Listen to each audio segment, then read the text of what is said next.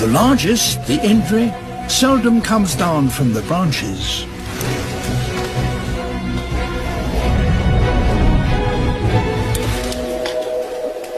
The much smaller ringtails wander in troops across the forest floor, searching for fruit. And tiny bamboo lemurs eat nothing except bamboo.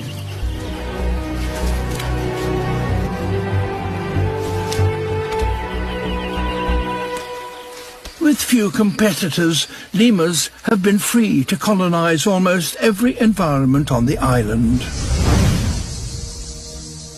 Even the most extreme.